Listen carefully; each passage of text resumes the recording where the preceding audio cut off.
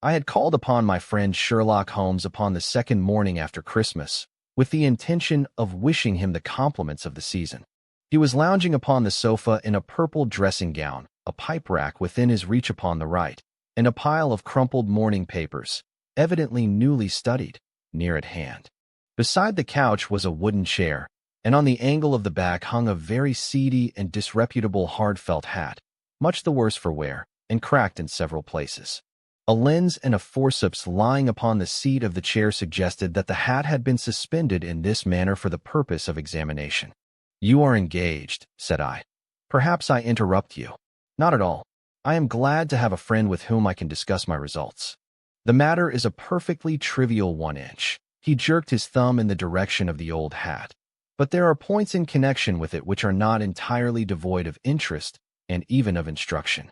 I seated myself in his armchair and warmed my hands before his crackling fire, for a sharp frost had set in, and the windows were thick with the ice crystals. "I suppose," I remarked, "that, homely as it looks, this thing has some deadly story linked onto it, that it is the clue which will guide you in the solution of some mystery and the punishment of some crime." No crime," said Sherlock Holmes, laughing. "Only one of those whimsical little incidents which will happen when you have 4 million human beings all jostling each other within the space of a few square miles. Amid the action and reaction of so dense a swarm of humanity, every possible combination of events may be expected to take place, and many a little problem will be presented which may be striking and bizarre without being criminal. We have already had experience of such. So much so," I remarked, "that of the last 6 cases which I have added to my notes, 3 have been entirely free of any legal crime." "Precisely. You allude to my attempt to recover the Irene Adler papers, to the singular case of Miss Mary Sutherland, and to the adventure of the man with the twisted lip. Well, I have no doubt that this small matter will fall into the same innocent category. You know Peterson, the commissionaire?" "Yes. It is to him that this trophy belongs. It is his hat." No, he found it. Its owner is unknown. I beg that you will look upon it not as a battered billycock, but as an intellectual problem. And, first, as to how it came here. It arrived upon Christmas morning, in company with a good fat goose, which is, I have no doubt, roasting at this moment in front of Peterson's fire. The facts are these. About 4 o'clock on Christmas morning, Peterson, who, as you know, is a very honest fellow, was returning from some small jollification and was making his way homeward down Tottenham Court Road. In front of him he saw, in the gaslight, a tallish man, walking with a slight stagger and carrying a white goose slung over his shoulder.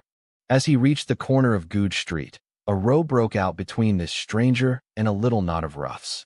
One of the latter knocked off the man's hat, on which he raised his stick to defend himself, and, swinging it over his head, smashed the shop window behind him. Peterson had rushed forward to protect the stranger from his assailants, but the man, shocked at having broken the window, and seeing an official-looking person in uniform rushing towards him, dropped his goose, took to his heels, and vanished amid the labyrinth of small streets which lie at the back of Tottenham Court Road. The roughs had also fled at the appearance of Peterson, so that he was left in possession of the field of battle, and also of the spoils of victory in the shape of this battered hat and a most unimpeachable Christmas goose, which surely he restored to their owner. My dear fellow, there lies the problem. It is true that for Mrs. Henry Baker was printed upon a small card which was tied to the bird's left leg, and it is also true that the initials H.B. are legible upon the lining of this hat, but as there are some thousands of Bakers and some hundreds of Henry Bakers in this city of ours, it is not easy to restore lost property to any one of them. What, then, did Peterson do?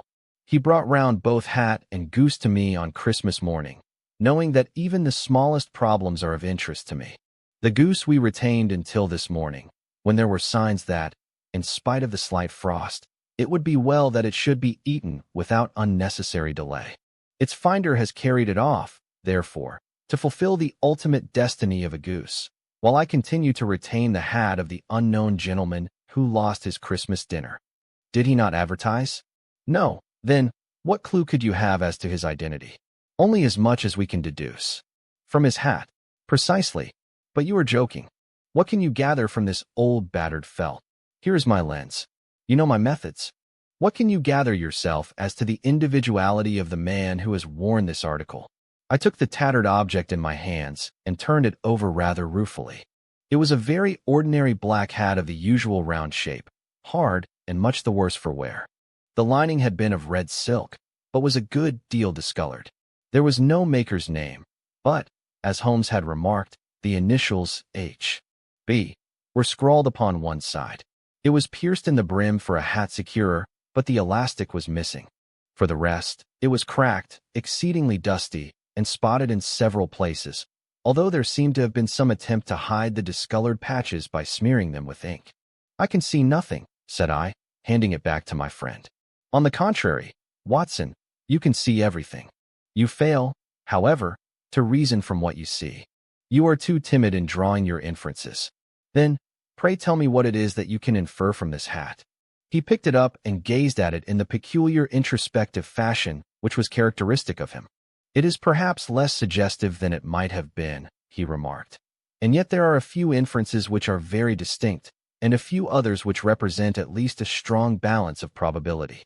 That the man was highly intellectual is of course obvious upon the face of it, and also that he was fairly well-to-do within the last 3 years, although he has now fallen upon evil days. He had foresight, but has less now than formerly, pointing to a moral retrogression, which, when taken with the decline of his fortunes, seems to indicate some evil influence, probably drink, at work upon him. This may account also for the obvious fact that his wife has ceased to love him. My dear Holmes, he has, however, retained some degree of self-respect," he continued, disregarding my remonstrance. "He is a man who leads a sedentary life, goes out little, is out of training entirely, is middle-aged, has grizzled hair which he has had cut within the last few days, and which he anoints with lime cream. These are the more patent facts which are to be deduced from his hat. Also, by the way, that it is extremely improbable that he has gas laid on in his house." "You are certainly joking, Holmes." "Not in the least. Is it possible that even now, when I give you these results, you are unable to see how they are attained? I have no doubt that I am very stupid, but I must confess that I am unable to follow you. For example, how did you deduce that this man was intellectual?" For answer, Holmes clapped the hat upon his head. It came right over the forehead and settled upon the bridge of his nose. "It is a question of cubic capacity," said he. "A man with so large a brain must have something in it." "The decline of his fortunes, then? This hat is 3 years old. These flat brims curled at the edge came in then. It is a hat of the very best quality. Look at the band of ribbed silk and the excellent lining. If this man could afford to buy so expensive a hat 3 years ago, and has had no hat since, then he has assuredly gone down in the world." "Well, that is clear enough, certainly. But how about the foresight and the moral retrogression?" Sherlock Holmes laughed. "Here is the foresight," said he, putting his finger upon the little disc and loop of the hat securer. "They are never sold upon hats. If this man ordered one, it is a sign of a certain amount of foresight, since he went out of his way to take this precaution against the wind.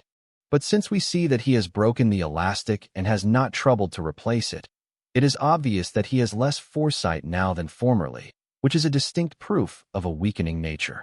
On the other hand, he has endeavored to conceal some of these stains upon the felt by daubing them with ink, which is a sign that he has not entirely lost his self-respect. Your reasoning is certainly plausible. The further points, that he is middle-aged, that his hair is grizzled, that it has been recently cut, and that he uses lime cream, are all to be gathered from a close examination of the lower part of the lining. The lens discloses a large number of hair ends, clean cut by the scissors of the barber. They all appear to be adhesive, and there is a distinct odor of lime cream. This dust, you will observe, is not the gritty, gray dust of the street, but the fluffy brown dust of the house, showing that it has been hung up indoors most of the time, while the marks of moisture upon the inside are proof positive that the wearer perspired very freely and could therefore hardly be in the best of training. But his wife, you said that she had ceased to love him. This hat has not been brushed for weeks. When I see you, my dear Watson, with a week's accumulation of dust upon your hat, and when your wife allows you to go out in such a state, I shall fear that you also have been unfortunate enough to lose your wife's affection. But he might be a bachelor. Nay, he was bringing home the goose as a peace offering to his wife. Remember the card upon the bird's leg. You have an answer to everything. But how on earth do you deduce that the gas is not laid on in his house? One tallow stain, or even two, might come by chance. But when I see no less than 5, I think that there can be little doubt that the individual must be brought into frequent contact with burning tallow, walks upstairs at night probably with his hat in one hand and a guttering candle in the other. Anyhow, he never got tallow stains from a gas jet. Are you satisfied? Well, it is very ingenious, said I, laughing.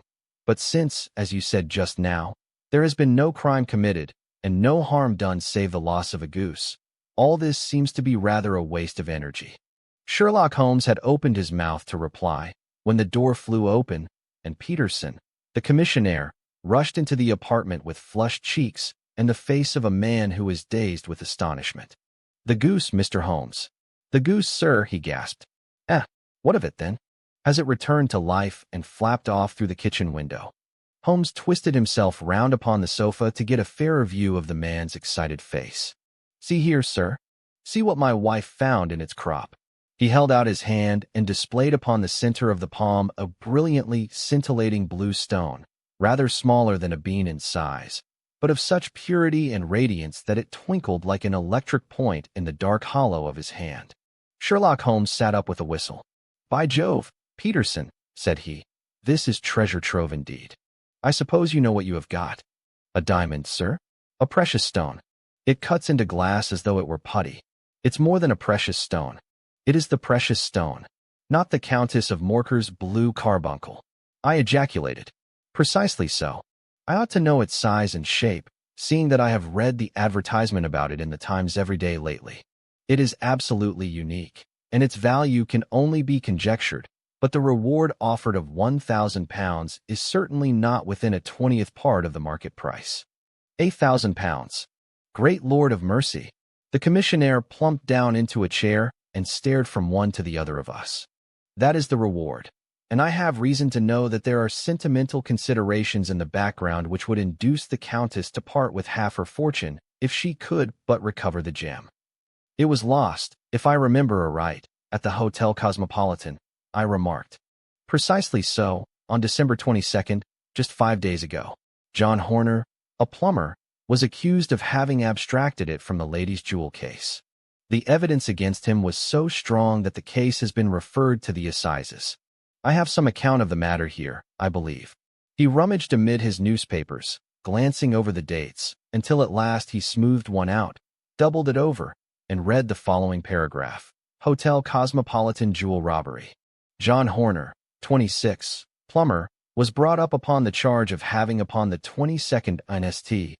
abstracted from the jewel case of the Countess of Morcar the valuable gem known as the Blue Carbuncle. James Ryder, upper attendant at the hotel, gave his evidence to the effect that he had shown Horner up to the dressing room of the Countess of Morcar upon the day of the robbery in order that he might solder the second bar of the grate, which was loose. He had remained with Horner some little time, but had finally been called away.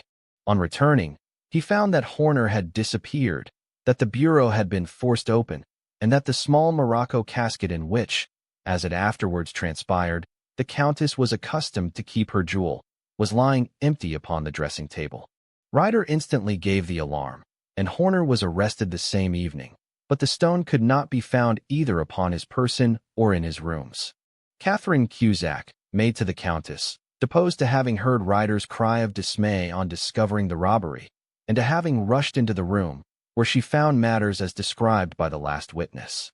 Inspector Bradstreet, B Division, gave evidence as to the arrest of Horner, who struggled frantically and protested his innocence in the strongest terms.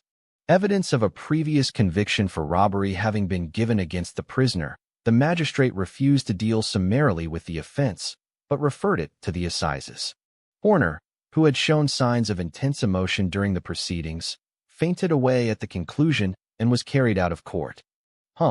So much for the police court," said Holmes thoughtfully, tossing aside the paper. The question for us now to solve is the sequence of events leading from a rifled jewel case at one end to the crop of a goose in Tottenham Court Road at the other.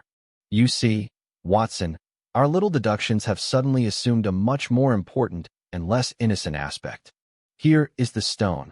The stone came from the goose, and the goose came from Mr. Henry Baker, the gentleman with the bad hat, and all the other characteristics with which I have bored you. So now we must set ourselves very seriously to finding this gentleman and ascertaining what part he has played in this little mystery. To do this, we must try the simplest means first, and these lie undoubtedly in an advertisement in all the evening papers. If this fail, I shall have recourse to other methods. What will you say? Give me a pencil and that slip of paper. Now, then, found at the corner of Goose Street, a goose and a black felt hat. Mr. Henry Baker can have the same by applying at 6:30 this evening at 221B, Baker Street. That is clear and concise. Very. But will he see it? Well, he is sure to keep an eye on the papers, since, to a poor man, the loss was a heavy one. He was clearly so scared by his mischance in breaking the window and by the approach of Peterson that he thought of nothing but flight.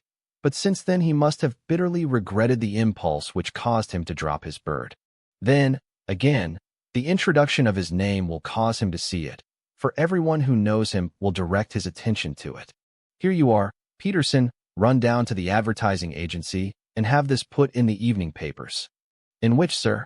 Oh, in the Globe, Star, Pall Mall, St. James's, Evening News, Standard, Echo, and any others that occur to you. Very well, sir. And this stone? Ah, yes, I shall keep the stone. Thank you. And, I say, Peterson, just buy a goose on your way back and leave it here with me, for we must have one to give to this gentleman in place of the one which your family is now devouring. When the commissionaire had gone, Holmes took up the stone and held it against the light. It's a bonny thing, said he. Just see how it glints and sparkles. Of course it is a nucleus and focus of crime. Every good stone is. They are the devil's pet baits. In the larger and older jewels, every facet may stand for a bloody deed. This stone is not yet 20 years old. It was found in the banks of the Amoy River in southern China and is remarkable in having every characteristic of the carbuncle, save that it is blue in shade instead of ruby red. In spite of its youth, it has already a sinister history. There have been 2 murders, a vitriol throwing, a suicide, and several robberies brought about for the sake of this 40-grain weight of crystallized charcoal. Who would think that so pretty a toy would be a purveyor to the gallows and the prison? I'll lock it up in my strong box now and drop a line to the Countess to say that we have it. Do you think that this man Horner is innocent? I cannot tell. Well, then, do you imagine that this other one, Henry Baker, had anything to do with the matter? It is, I think, much more likely that Henry Baker is an absolutely innocent man, who had no idea that the bird which he was carrying was of considerably more value than if it were made of solid gold. That, however, I shall determine by a very simple test, if we have an answer to our advertisement. And you can do nothing until then? Nothing. In that case, I shall continue my professional round. But I shall come back in the evening at the hour you have mentioned, for I should like to see the solution of so tangled a business. Very glad to see you. I dine at 7. There is a woodcock, I believe. By the way, in view of recent occurrences, perhaps I ought to ask Mrs. Hudson to examine its crop. I had been delayed at a case, and it was a little after 6:30 when I found myself in Baker Street once more. As I approached the house, I saw a tall man in a Scotch bonnet with a coat which was buttoned up to his chin waiting outside in the bright semicircle which was thrown from the fanlight. Just as I arrived, the door was opened, and we were shown up together to Holmes' room. Mr. Henry Baker, I believe, said he, rising from his armchair and greeting his visitor with the easy air of geniality which he could so readily assume. Pray take this chair by the fire, Mr. Baker. It is a cold night, and I observe that your circulation is more adapted for summer than for winter. Ah, Watson, you have just come at the right time. Is that your hat, Mr. Baker? Yes, sir, that is undoubtedly my hat. He was a large man with rounded shoulders, a massive head, and a broad, intelligent face, sloping down to a pointed beard of grizzled brown. A touch of red in nose and cheeks, with a slight tremor of his extended hand, recalled Holmes' surmise as to his habits. His rusty black frock coat was buttoned right up in front, with the collar turned up, and his lank wrists protruded from his sleeves without a sign of cuff or shirt. He spoke in a slow staccato fashion, choosing his words with care, and gave the impression generally of a man of learning and letters who had had ill usage at the hands of fortune. "We have retained these things for some days," said Holmes, "because we expected to see an advertisement from you giving your address. I am at a loss to know now why you did not advertise." Our visitor gave a rather shamefaced laugh. "Shillings have not been so plentiful with me as they once were," he remarked. "I had no doubt that the gang of roughs who assaulted me had carried off both my hat and the bird. I did not care to spend more money in a hopeless attempt at recovering them. Very naturally. By the way, about the bird, we were compelled to eat it." "To eat it?" Our visitor half rose from his chair in his excitement. "Yes, it would have been of no use to anyone had we not done so. But I presume that this other goose upon the sideboard, which is about the same weight and perfectly fresh, will answer your purpose equally well." "Oh, certainly, certainly," answered Mr. Baker with a sigh of relief. "Of course, we still have the feathers, legs, crop, and so on of your own bird, so if you wish—" The man burst into a hearty laugh. "They might be useful to me as relics of my adventure," said he. "But beyond that I can hardly see what use the disjecta membra of my late acquaintance are going to be to me. No, sir, I think that, with your permission, I will confine my attentions to the excellent bird which I perceive upon the sideboard." Sherlock Holmes glanced sharply across at me with a slight shrug of his shoulders. "There is your hat, then, and there your bird," said he. "By the way, would it bore you to tell me where you got the other one from? I am somewhat of a fowl fancier, and I have seldom seen a better-grown goose."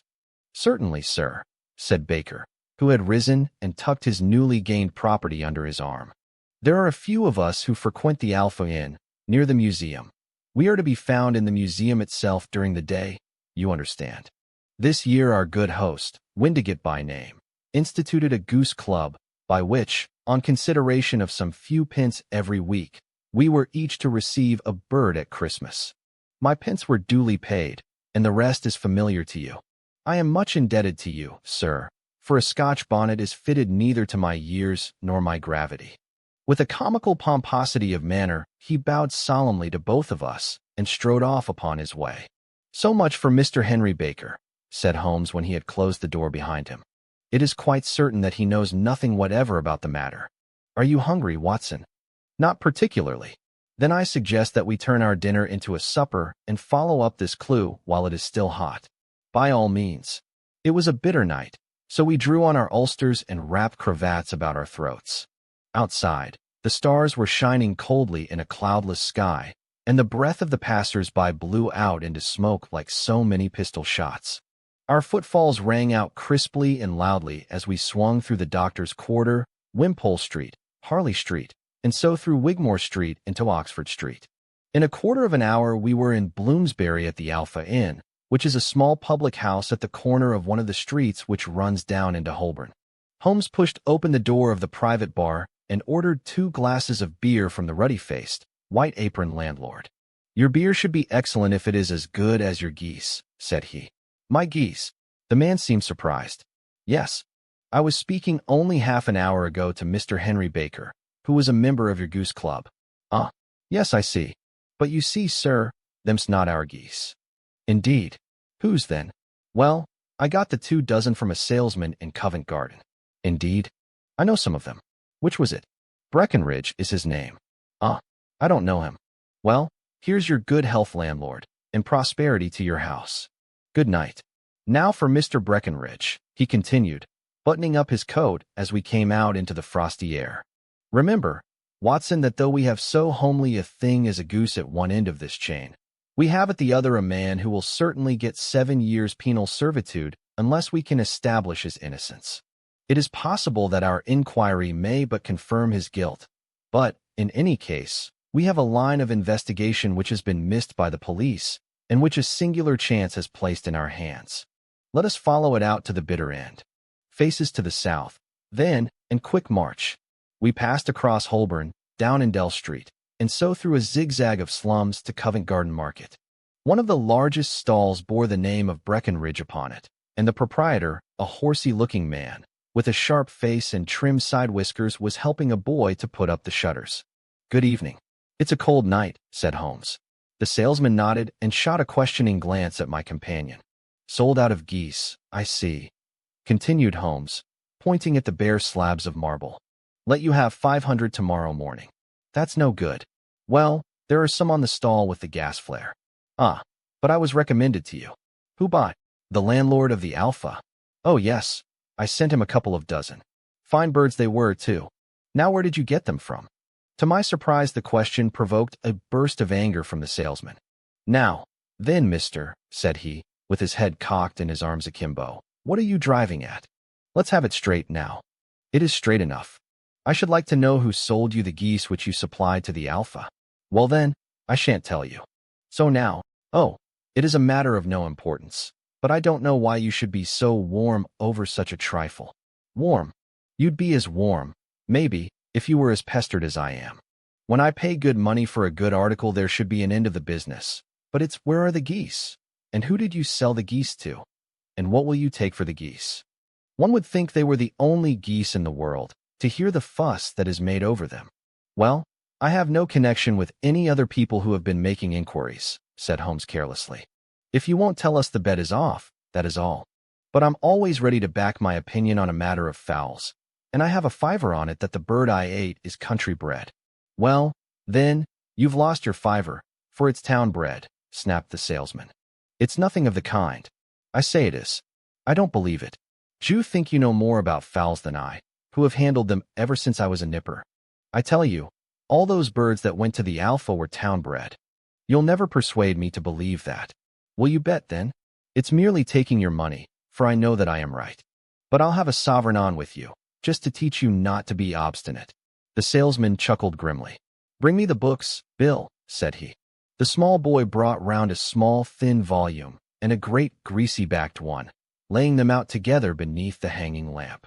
"Now then, Mr. Cocksure," said the salesman, "I thought that I was out of geese, but before I finish you'll find that there is still one left in my shop. You see this little book? Well, that's the list of the folk from whom I buy. Do you see? Well, then, here on this page are the country folk, and the numbers after their names are where their accounts are in the big ledger. Now then, you see this other page in red ink? Well, that is a list of my town suppliers. Now look at that third name. Just read it out to me. Mrs. Oakshott, 117, Brixton Road, 249, read Holmes. Quite so. Now turn that up in the ledger." Holmes turned to the page indicated. "Here you are, Mrs. Oakshott, 117, Brixton Road, egg and poultry supplier. Now, then, what's the last entry? December 22nd. 24 geese at 7s.6d. Quite so. There you are. And underneath, sold to Mr. Windigate of the Alpha at 12s. What have you to say now?" Sherlock Holmes looked deeply chagrined. He drew a sovereign from his pocket and threw it down upon the slab, turning away with the air of a man whose disgust is too deep for words. A few yards off he stopped under a lamppost and laughed in the hearty, noiseless fashion which was peculiar to him. When you see a man with whiskers of that cut and the pink un protruding out of his pocket, you can always draw him by a bet, said he. I dare say that if I had put £100 down in front of him, that man would not have given me such complete information as was drawn from him by the idea that he was doing me on a wager. Well, Watson, we are, I fancy, nearing the end of our quest, and the only point which remains to be determined is whether we should go on to this Mrs. Oakshott tonight, or whether we should reserve it for tomorrow. It is clear from what that surly fellow said that there are others besides ourselves who are anxious about the matter, and I should. His remarks were suddenly cut short by a loud hubbub which broke out from the stall, which we had just left. Turning round, we saw a little rat-faced fellow standing in the center of the circle of yellow light, which was thrown by the swinging lamp, while Breckenridge, the salesman, framed in the door of his stall, was shaking his fists fiercely at the cringing figure. "I've had enough of you and your geese," he shouted. "I wish you were all at the devil together. If you come pestering me any more with your silly talk, I'll set the dog at you. You bring Mrs. Oakshott here, and I'll answer her. But what have you to do with it? Did I buy the geese off you?" "No, but one of them was mine all the same," whined the little man. "Well, then, ask Mrs. Oakshott for it. She told me to ask you." "Well, You can ask the king of Prussia, for all I care. I've had enough of it. Get out of this. He rushed fiercely forward, and the inquirer flitted away into the darkness. Huh. This may save us a visit to Brixton Road, whispered Holmes. Come with me, and we will see what is to be made of this fellow. Striding through the scattered knots of people who lounged round the flaring stalls, my companion speedily overtook the little man and touched him upon the shoulder. He sprang round, and I could see in the gaslight that every vestige of color had been driven from his face. Who are you, then? What do you want? He asked in a quavering voice.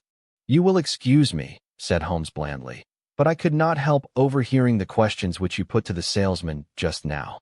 I think that I could be of assistance to you. You? Who are you? How could you know anything of the matter? My name is Sherlock Holmes. It is my business to know what other people don't know, but you can know nothing of this. Excuse me, I know everything of it.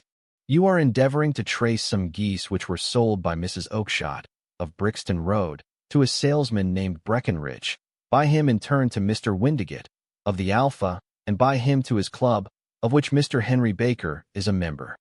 Oh, sir, you are the very man whom I have longed to meet, cried the little fellow with outstretched hands and quivering fingers.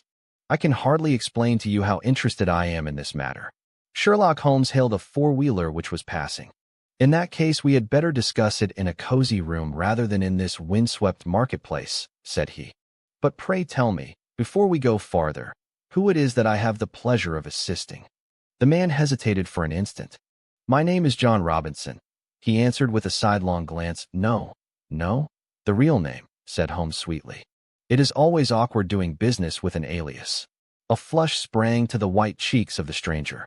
Well then, said he, my real name is James Ryder. Precisely so.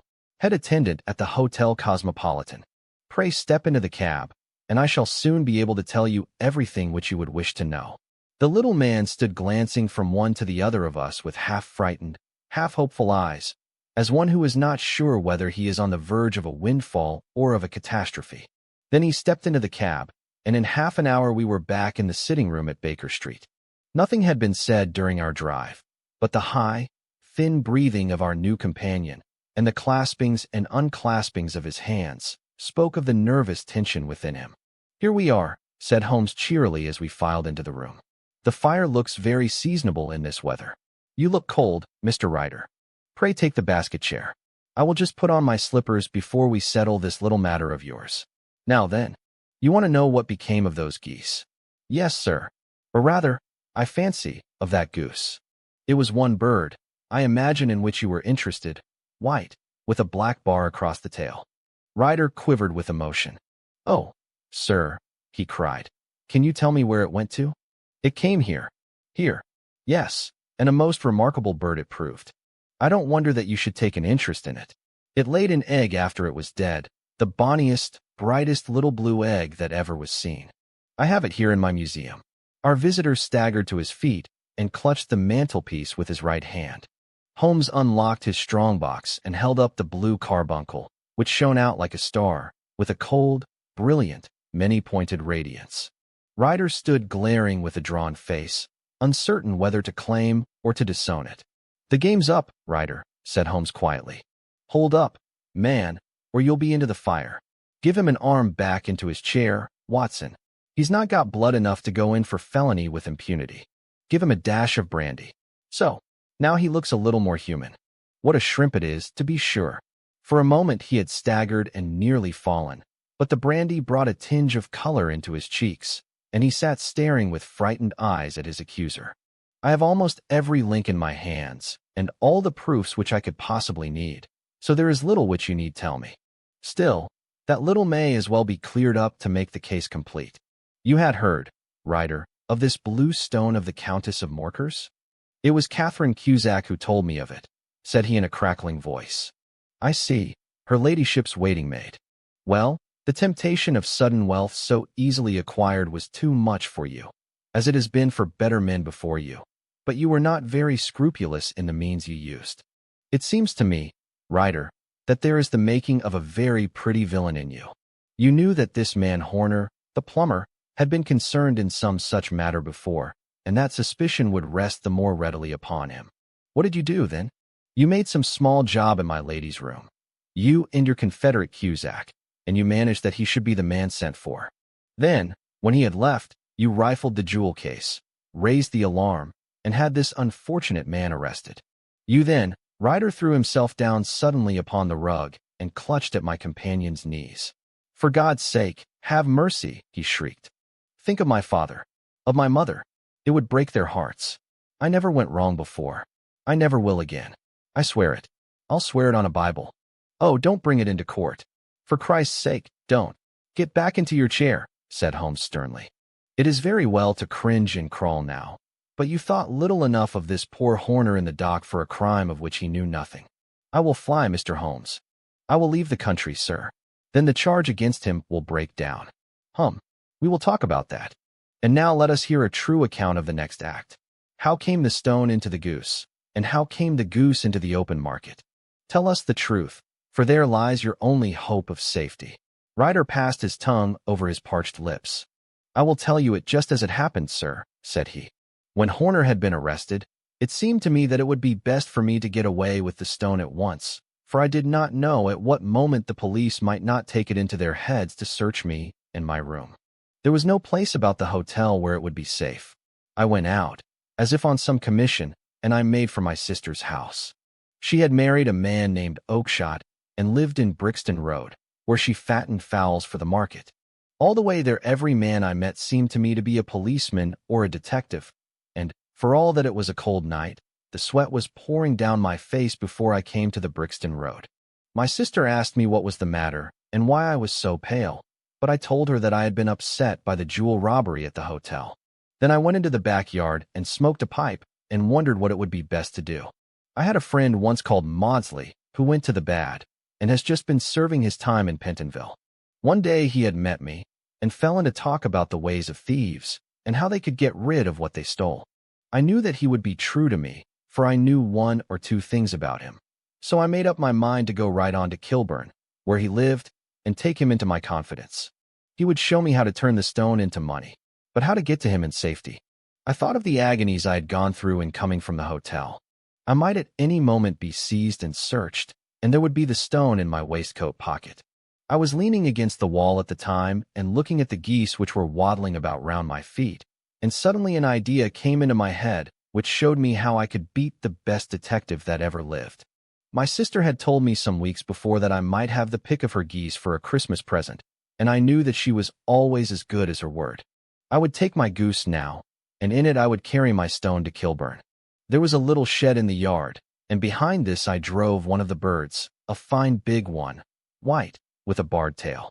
I caught it, and prying its bill open, I thrust the stone down its throat as far as my finger could reach. The bird gave a gulp, and I felt the stone pass along its gullet and down into its crop. But the creature flapped and struggled, and out came my sister to know what was the matter. As I turned to speak to her, the brute broke loose and fluttered off among the others. "Whatever were you doing with that bird, Jem?" says she. "Well," said I, "you said you'd give me one for Christmas, and I was feeling which was the fattest." "Oh," says she, "we've set yours aside for you, Jem's bird, we call it. It's the big white one over yonder. There's 26 of them, which makes one for you, and one for us, and 2 dozen for the market." "Thank you, Maggie," says I, "but if it is all the same to you, I'd rather have that one I was handling just now." "The other is a good 3 pound heavier," said she, "and we fattened it expressly for you." "Never mind. I'll have the other, and I'll take it now," said I. "Oh, just as you like," said she, a little huffed. "Which is it you want, then?" "That white one with the barred tail, right in the middle of the flock." "Oh, very well. Kill it, and take it with you." Well, I did what she said, Mr. Holmes, and I carried the bird all the way to Kilburn. I told my pal what I had done, for he was a man that it was easy to tell a thing like that to. He laughed until he choked, and we got a knife and opened the goose. My heart turned to water, for there was no sign of the stone, and I knew that some terrible mistake had occurred. I left the bird, rushed back to my sister's, and hurried into the backyard. There was not a bird to be seen there. "Where are they all, Maggie?" I cried. "Gone to the dealers, Jem." "Which dealers?" "Breckenridge, of Covent Garden." "But was there another with a barred tail?" I asked, "the same as the one I chose?" "Yes, Jem. There were two barred-tailed ones, and I could never tell them apart. Well, then, of course I saw it all, and I ran off as hard as my feet would carry me to this man Breckenridge. But he had sold the lot at once, and not one word would he tell me as to where they had gone. You heard him yourselves tonight. Well, he has always answered me like that. My sister thinks that I am going mad. Sometimes I think that I am myself. And now I am myself a branded thief, without ever having touched the wealth for which I sold my character. God help me! God help me! He burst into convulsive sobbing, with his face buried in his hands. There was a long silence, broken only by his heavy breathing and by the measured tapping of Sherlock Holmes' fingertips upon the edge of the table. Then my friend rose and threw open the door. "Get out," said he. "What, sir? Oh, heaven bless you. No more words. Get out." And no more words were needed. There was a rush, a clatter upon the stairs, the bang of a door, and the crisp rattle of running footfalls from the street. "After all, Watson," said Holmes, reaching up his hand for his clay pipe, "I am not retained by the police to supply their deficiencies. If Horner were in danger, it would be another thing. But this fellow will not appear against him, and the case must collapse. I suppose that I am commuting a felony, but it is just possible that I am saving a soul. This fellow will not go wrong again. He is too terribly frightened. Send him to jail now, and you make him a jailbird for life. Besides, it is the season of forgiveness. Chance has put in our way a most singular and whimsical problem, and its solution is its own reward. If you will have the goodness to touch the bell, Doctor, we will begin another investigation, in which also a bird will be the chief feature."